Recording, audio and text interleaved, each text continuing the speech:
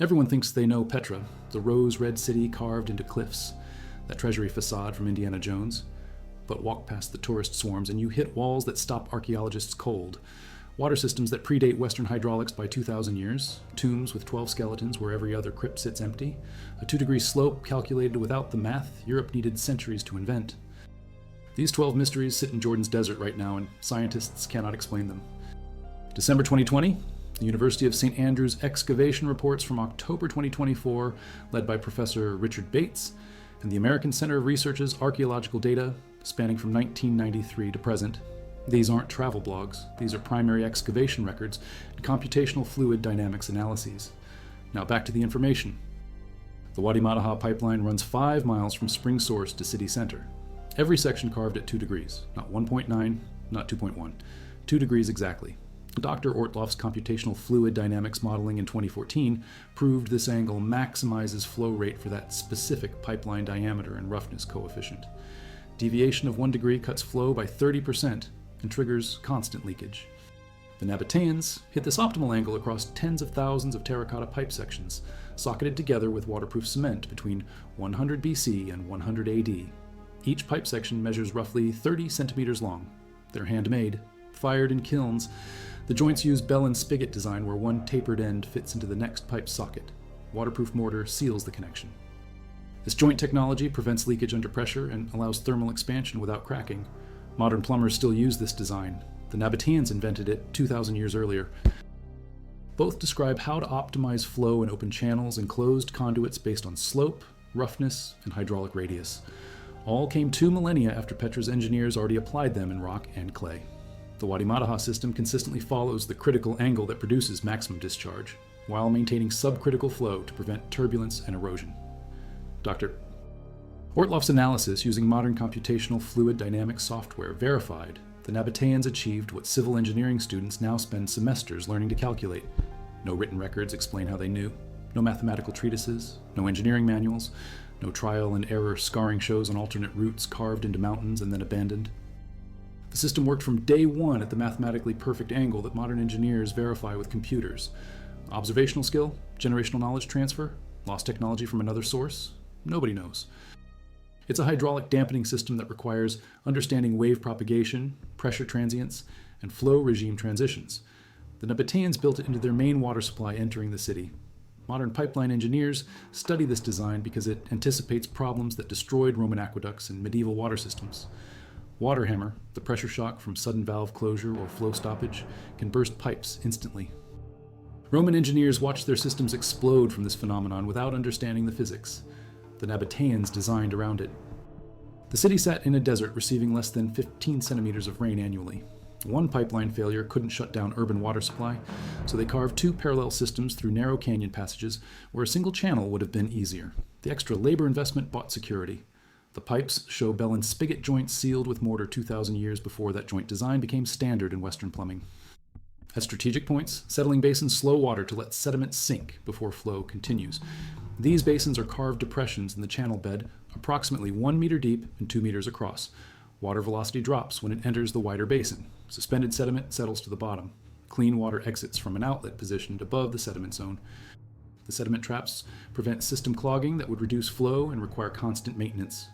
Drop shafts allow vertical falls that dissipate kinetic energy and prevent pipe damage from excessive pressure. When water drops vertically, it loses momentum, hitting a pool at the bottom. This controlled energy dissipation protects downstream pipes from high-velocity water that could crack terracotta or erode joints. Every hydraulic challenge modern engineers encounter, the Nabateans solved without pressure gauges, without flow meters, without any of the diagnostic tools we consider essential. They watched water. They understood how it behaved in different channel geometries. They tested empirically and refined through observation. That empirical method produced results matching mathematical optimization, which means their observational skills were extraordinarily precise. They could detect subtle flow pattern changes that indicated problems. They could measure discharge rates without instruments by watching surface behavior and timing flow. Indigenous hydraulic knowledge accumulated over generations allowed them to build systems that functioned perfectly for centuries. The Saiku channels still work today where they haven't been damaged. Bedouins use some of the ancient cisterns that the Nabateans carved 2,000 years ago. The water infrastructure outlasted the civilization until his computational fluid dynamics modeling revealed its function. The basin eliminates water hammer from the two steep downstream pipelines leading to a residential sector. Water hammer destroys pipes. It's the shockwave from sudden flow changes. Roman engineers never solved it. Medieval systems failed from it constantly. The Nabateans built a passive suppression system into their network that modern engineers only understood after running computer simulations of the ancient pipeline geometry. The workers would create a narrow ledge across the cliff width at the intended top of the structure. Then, they'd carve down level by level, creating the architecture, decorations, and relief sculptures as they descended. The unfinished monuments show the sequence frozen mid-construction. Upper sections fully detailed, lower sections rough or barely begun. The work stopped before completion, leaving the construction ledges visible. But here's the problem. The treasury facade shows no construction platforms, no ledges, no scaffolding anchor points that would hold wooden frameworks. Notches exist on the facade, but scholars who suggested they held scaffolding face a contradiction. When you examine the two unfinished monuments with intact construction platforms, those platforms are continuous rock ledges carved into the cliff as workers descended. They needed no separate scaffolding. The rock itself provided the working surface. So what are the treasury's notches for? Some proposed they anchored a finishing plaster, but the feature doesn't appear on other plastered buildings in Petra like the Great Temple, which definitely used plaster coating. The notches remain unexplained. Theories include symbolic markers, decorative elements that were never completed, or attachment points for removable architectural elements now lost, unconvinced completely. The facade displays intricate Hellenistic Corinthian columns, triangular pediments, funerary iconography, and statues showing clear mausoleum intent. Figures on the upper level are dancing Amazons with double axes, representing regenerative motifs in the sepulchral realm. 4 eagles top the structure, symbolizing carriers of souls to the afterlife. Flanking the entrance stand, statues of the twins Castor and Pollux, known as psychopomps guiding. Souls into the underworld. Every decorative element screams tomb. The interior contradicts everything the exterior promises. It's empty architectural theater, a spectacular facade with nothing behind it except carved air. Different materials reflect signals at different rates. Voids show as distinct anomalies. Bates identified what he interpreted as subsurface chambers approximately 6 meters below the current ground level. Excavation. In August 2024, revealed a tomb chamber measuring approximately 5.5 meters by 5.5 meters and 2.7 meters tall. Inside sat 12 complete human skeletons and 1 partial set of remains. The bronze, ceramic, and iron grave goods date to 1st century BC through 1st century AD. Dr. Tim Kinnaird conducted sediment analysis using optically stimulated luminescence dating. This method measures when quartz grains in sediment were last exposed to sunlight. Results place tomb construction between mid-1st century BC and early 2nd century AD. Pottery analysis confirms 1st century BC to 1st century AD for the grave goods. A staircase 13 meters long and 5 meters wide led up to the treasury entrance over older graves. The stairs climbed over existing tombs carved decades before the treasury construction began. One of those older graves dates to 25 to 20 BC based on ceramic sherds recovered during the 2003 excavation conducted before funding ran out. Decades later, when the treasury was commissioned, probably during Aretas IV's reign from 9 BC to 40 AD, the construction deliberately buried those earlier tombs. The monumental staircase was more important than preserving previous burials. Unlike the hundreds of other Petra tombs found empty or with fragmentary skeletal remains scattered by ancient looting and natural disturbance, this tomb sat sealed and intact beneath the most visited monument in Jordan. Why here? Why 12 individuals? Who were they? The treasury might not be a tomb itself, but it sits above a major burial that archaeology missed for 212 years. The forecourt sees over 1 million visitors annually. Everyone photographs the treasury. Nobody knew 12 bodies lay beneath their feet. The ancient processional route winds up from Qasr al-Bint near the city center, but that path was for ceremonies and pilgrimages, not construction. Moving the thousands of tons of rubble carved from the mountain down those narrow winding steps makes no logistical sense. There must have been another route. Some propose the backdoor trail from Little Petra, but that route is 8 kilometers of rugged terrain across plateau highlands. Not impossible, but impractical for construction debris removal. The flat plaza in front of the monastery was leveled deliberately by carving away bedrock. That's additional tons of waste rock. Where did it go? No debris piles appear in the valleys below. No ancient quarry dumps sit identified near the site. The Nabateans were efficient. Ortloff's research and ASME documentation confirm they reused quarried stone throughout Petra for actual buildings. But the monastery carving would have produced extraordinary volume. Archaeologists haven't located the disposal sites. The 1st century BC. Others propose it was a tomb and monument for his family. The building dates to the mid-1st century CE during Nabatean royal power, but its exact function resists certainty. Crosses carved into interior walls indicate Byzantine Christians used it as a church or hermitage centuries later. The monastery name comes from that later use, not its original purpose. What kind of structure requires a facade this massive, yet houses only a single plain room? The 8-meter-tall doorway funnels light into that space. The design focuses on the exterior spectacle visible from the plaza. But for what ceremonies? For what gatherings? The symposium inscription hints at ritual dining but offers no detail. It's one of dozens of high places scattered across Petra's mountains, all showing similar design. A hand-leveled platform about 15 meters long and 6 meters wide served as the venue for religious ceremonies. An altar on 4 steps sits at one end, with a basin carved into bedrock for water and a socket where a betel stone representation of the god Dashara likely stood. Within the courtyard is a small dais, probably holding a table for offerings. Channels carved into the platform drain blood from sacrificed animals down the mountain. But here's what baffles researchers. At nearby Hegra, a Nabatean inscription states explicitly, Abdwad, priest of Wad, and his son Salim, and Zaidwad have consecrated the young man Salim to be immolated to Dugabat, their double happiness. Human sacrifice documented in stone. The god Al-Udza is known from other sources to have received sacrifices of boys and girls. The 2nd century philosopher Porphyrius reports a boy's throat was cut annually at the Nabatean town of Dumat, 300 kilometers from Petra. The drainage channels, the elevated altar, the isolated mountaintop location, and the documented practice at other Nabatean sites. Some scholars suggest the high place also served for ritual exposure of the dead as practiced in Zoroastrian Persia. Bodies left on the mountain for vultures and natural decomposition. The platform's exposure would suit that purpose. What actually happened here between 100 BC and 200 AD remains unknown. Animals were definitely sacrificed, incense burned, libations poured. The 2 carved obelisks, 6 meters high, dedicated to Dushara and Al-Uzza, stand at the approach. They glow iron-rich red in sunlight like totems guarding sacred ground. The high place gives views across all of Petra, the tomb of Aaron on Jabal Haroun visible in the distance. Every ritual performed here would have been visible to the city below as smoke and ceremony on the mountain. But which rituals? Which sacrifices? The stone doesn't say. No religious texts. We have legal documents like the Babatha Archive Papyri found in the Nahal Hever Cave of Letters in the 1960s. We have tomb inscriptions from Madain Saleh published by J. Healy in 1993. We have thousands of graffiti carved by shepherds and travelers, but 82% of inscriptions in Petra are just names and family relations. Property documents appear at Hegra, but Petra signatures dominate. Why did this clearly literate society with widespread writing ability not produce literature? Where are their histories, their myths, their technical treatises? A civilization that engineered hydraulic systems rivaling Rome, that dominated international trade for centuries, that built monuments matching anything in the Mediterranean world, and they left almost no written record of how they did it. The inscriptions that survive use Nabatean Aramaic, a language heavily influenced by Arabic with northern Arabian loanwords.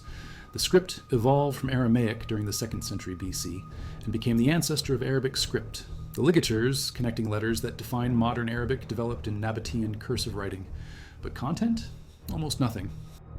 Those civilizations documented everything. Nabatean silence is deafening.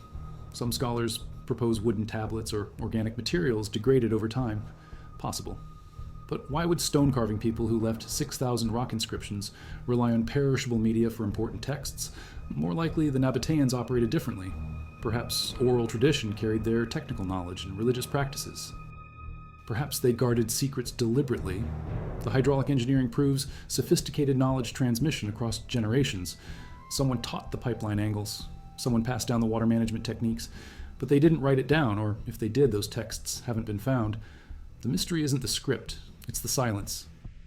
He's identified with Zeus and Dionysus in Greek and Roman sources.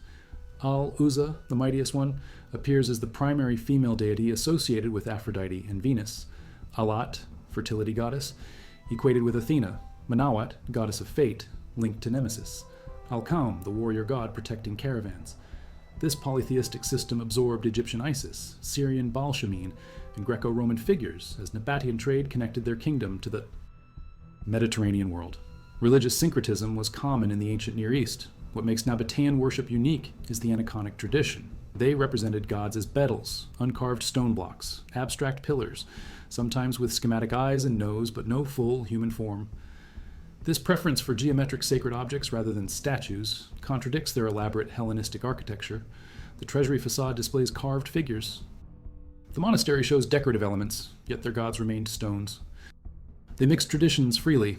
The relationship between deities shifts by region and time. Dushara is sometimes called Al-Lat's husband, sometimes her son. Al-Lat and Al-Uzza are considered the same goddess in some areas, separate in others. Both are called Bride of Dushara in inscriptions. The Nabatean pantheon doesn't form a clear hierarchy. Professor Robert Wenning notes, this differs from Egyptian, Mesopotamian, or Greek systems, where divine relationships and rankings are explicit. Nabatean religion preserves few structural elements of organized pantheons. It reflects local situations and group needs more than systematic theology. Each temple might have served different aspects of the same deities. The Temple of the Winged Lions in Petra probably honored Al-Uzza based on cult material recovered, though the structure's dedication remains debated. Qasr al-Bint, the largest temple in Petra, likely served Dushara, but no inscriptions confirm it definitively. We find incense burn traces and animal bones from sacrifices. But the theology, the cosmology, unknown. The silence is intentional or accidental. Did Romans destroy Nabatean religious texts when they annexed the kingdom in 106 AD? Did Christians suppress them when Petra converted in the 4th century? Or did the Nabateans simply not write those things down? The mystery persists. The Nabatean kingdom reached its apex in the 1st century BC under kings like Obodas III, who reigned 96 to 85 BC, Aretas III from 84 to 62 BC, and Aretas IV from 9 BC to 40 AD. Petra housed 20,000 to 40,000 people, depending on the period. Gardens thrived in the valley despite desert surroundings. Pools for recreation, fountains, lush vegetation supported by the sophisticated water system. Temples glistened with painted plaster and carved details. The city controlled trade routes from Arabia to Egypt, Syria, and the Mediterranean. Frankincense and myrrh from southern Arabia moved through Petra by camel caravan. These aromatic resins burned in religious ceremonies across the ancient world. Demand was enormous. Silk from India traveled the same routes, spices from Africa, textiles, ivory. Precious goods from 3 continents funneled through Nabatean territory. At Petra's height, the Nabatean kingdom controlled territory from Damascus in modern Syria south to Hegra in modern Saudi Arabia, a vast stretch of the Arabian frontier. They dealt diplomatically with the Seleucids, the Ptolemies, the Hasmonean Jewish kingdom, and eventually Rome. They maintained independence through strategic alliances and military capability. Those camel-mounted warriors who slaughtered 4,600 Greek soldiers in 312 BC under General Antigonus weren't ceremonial troops. They were effective desert fighters using terrain and mobility to defeat superior numbers. Rome simply absorbed the kingdom into provincial administration. No war, no resistance, just bureaucratic transition. The new province was named Arabia Petraea. Petra remained the capital. Life continued. That's the official story. But that narrative cracks under scrutiny. Safavidic inscriptions carved into rocks across Nabatean territory tell a different story. Safavidic is another northern Arabian script used by nomadic groups in the region. These inscriptions aren't official propaganda. They're graffiti, personal records. And they mention War of the Nabateans and the year of the struggle between the Romans and the Nabateans. Direct references to military conflict.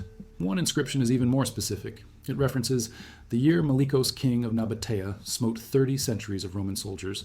30 centuries means 3,000 men. That's not a skirmish. That's a major battle. 3,000 Roman casualties would represent multiple legions destroyed or severely damaged. A military disaster Rome would want to hide. The administrative absorption of a client state at the death of its last king. Clean, simple, imperial destiny. Some scholars, like Tsimadomo, point out another suspicious detail. Why rename the province Arabia Petraea instead of using the Nabatean name? Rome usually kept local names. Judea remained Judea even after conquest. Egypt stayed Egypt. But the Nabatean kingdom became Arabia Petraea, Petra Stone Land, as if erasing the Nabatean identity from official records. Tsimadomo suggests King Rabel II Soter had legitimate heirs who resisted Roman takeover. The king died, but the succession didn't simply transfer to Rome. Sons or brothers might have claimed the throne. Fighting likely lasted years. Multiple inscriptions indicate prolonged conflict. Roman historians wrote annexation as smooth and inevitable because that's the story Rome wanted told. Truth is, Nabatean resistance probably lasted years. The kingdom was surrounded by Roman territory after Egypt fell in 30 BC. They survived another 136 years as a client state paying taxes while maintaining independence. When Trajan decided to end that arrangement, Nabateans fought. Later sources from the 2nd and 3rd centuries describe ongoing problems with governance, banditry, tribal resistance. The desert tribes couldn't be pinned down. Some Nabateans likely returned to nomadic desert life they'd practiced centuries earlier before settling in cities. From the desert, they could conduct guerrilla raids Roman governors couldn't suppress. The Nabateans knew every wadi, every hidden water source, every mountain pass. Roman legions marching in formation couldn't catch camel-mounted warriors who struck at supply lines, then vanished into trackless wilderness. The camel-mounted warriors who killed 4,600 Greek soldiers in a single battle in 312 BC weren't going to surrender quietly. What actually happened between 106 and 150 AD, we don't know precisely. Written records are sparse and contradictory. Petra continued functioning after annexation. New construction occurred under Roman administration. The Great Temple was modified. The colonnaded street was narrowed to add sidewalks, and 72 columns were erected on each side. Roman architectural influence showed in building modifications.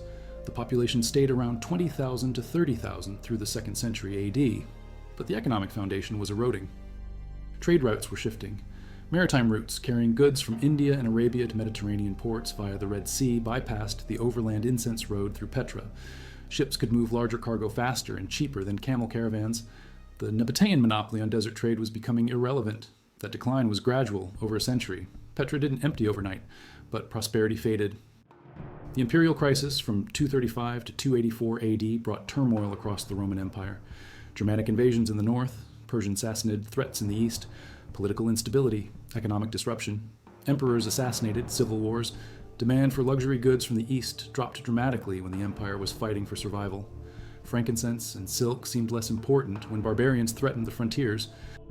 Petra rarely appears in historical sources from the 3rd century. The city had become peripheral. Archaeological evidence from the Great Temple shows it fell into disrepair by the late 2nd century. Walls crumbling, roof collapsed, no longer maintained or repaired. Looted for building materials, cut stone blocks removed to construct other structures. That indicates declining civic investment and shrinking population. A city that can't maintain its major temples is a city in trouble. The bronze, ceramic, and iron grave goods date to 1st century BC through 1st century AD. Pottery analysis places construction in the Nabatean kingdom's height. One skeleton held a ceramic chalice similar to the Holy Grail prop from Indiana Jones and the Last Crusade. That's coincidence, not design. The chalice is Nabatean, 2,000 years old. The chamber measures 18 feet by 18 feet with a height of 9 feet, according to Dr. Richard Bates's estimates. Preliminary dating puts it from around the 1st century BC to the 1st century AD in the middle of the Nabatean kingdom, which existed from roughly the 4th century BC until annexed by Rome in 106 AD. Josh Gates notes they must be hugely important because where they're buried is the main entrance to the city. Everyone entering Petra walks past the treasury. That's intentional display. Whoever lies in that tomb wanted to be remembered at the gateway. Analysis of the skeletons will reveal their diets through isotope analysis of bone collagen. Nitrogen isotopes indicate protein sources. Carbon isotopes show plant consumption pattern. Tooth enamel preserves childhood dietary signatures. Bone structure reveals physical labor intensity. Repetitive stress markers on joints and vertebrae show occupational activities. DNA analysis could establish family relations among the 12. Are they siblings, parents, and children? Unrelated individuals buried together for political or religious reasons? Results aren't published yet. The excavation occurred months ago in August 2024. Studies take time. Skeletal analysis requires months of laboratory work. But those 12 bodies hold answers to questions archaeologists have asked for decades about Nabatean society, burial practices, health, and family structure.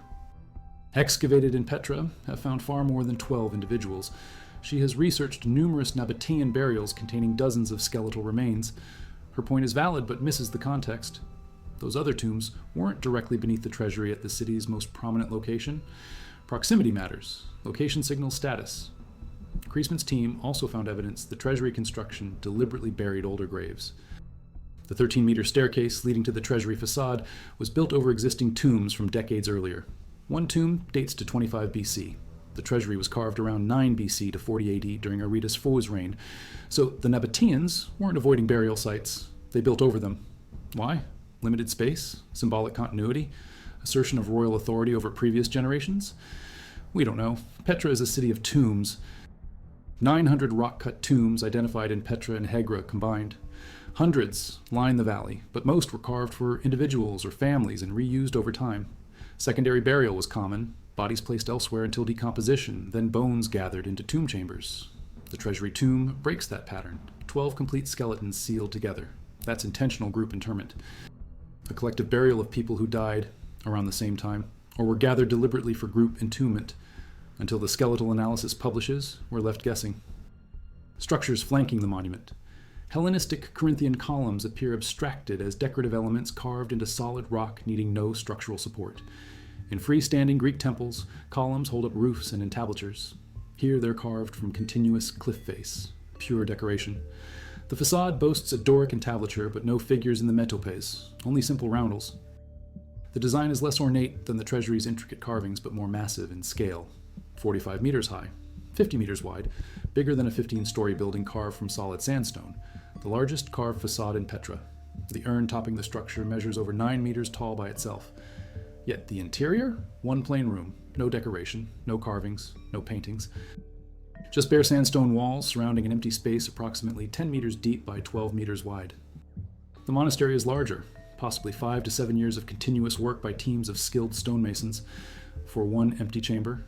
The interior design doesn't contain obvious burial like many Petra tombs.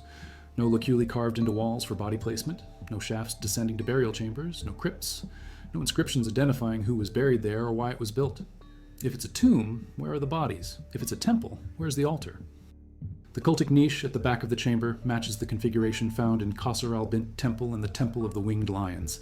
A raised platform accessed by steps. A niche carved into the back wall where a betel stone representing the god would sit. That suggests temple function. The inscription discovered in 1990-91 about Obotis Symposium supports ritual gathering use.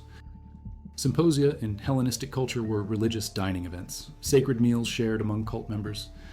But temples typically have more internal features. Columns, decorated walls, multiple chambers, side rooms for priests, storage for cult objects. The monastery has none of that, just the main chamber and the niche. Stone columns surrounded the space, creating a defined sacred precinct.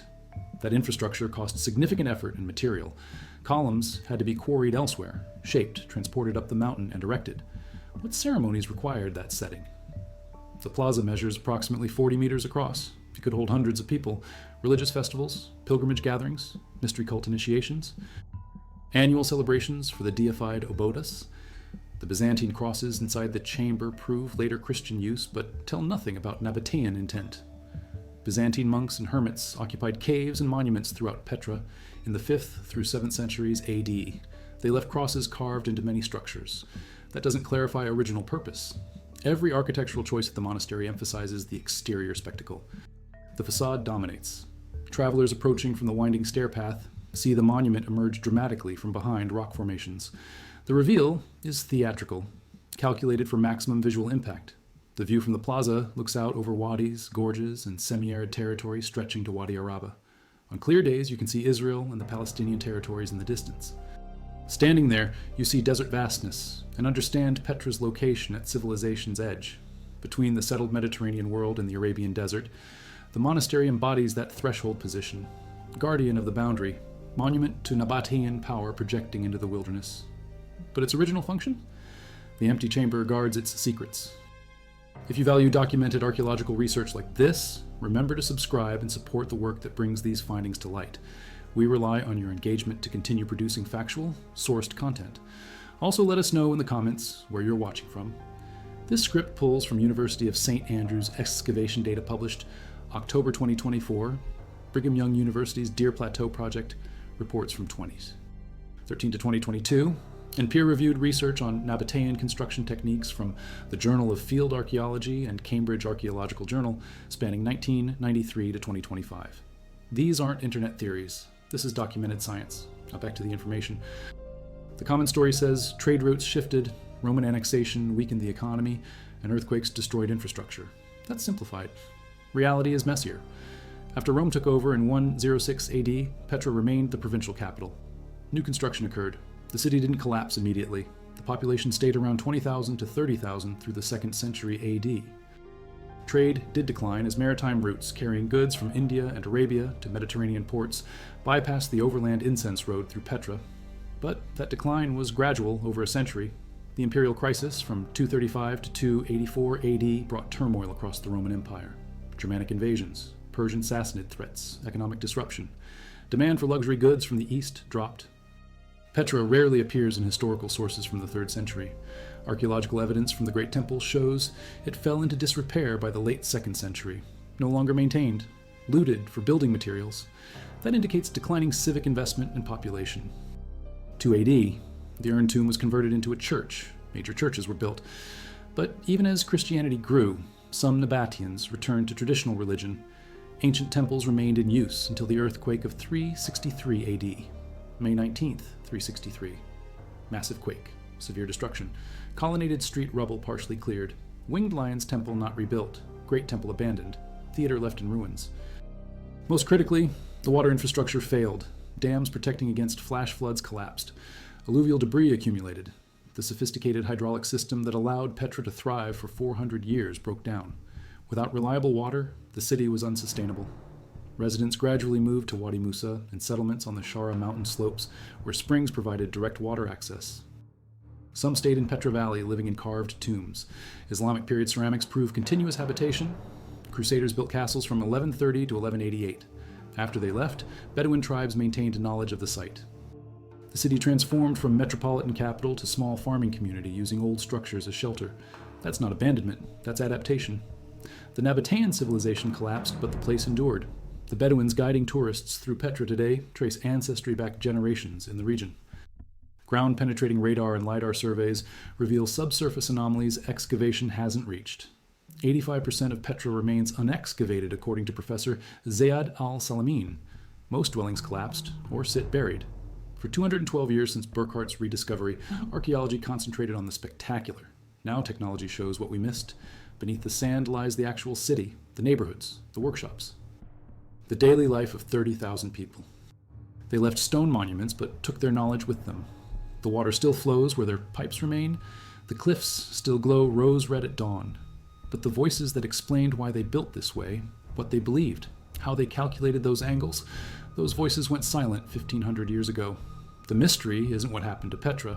The mystery is who the Nabateans really were, and the stones keep that secret carved in silence.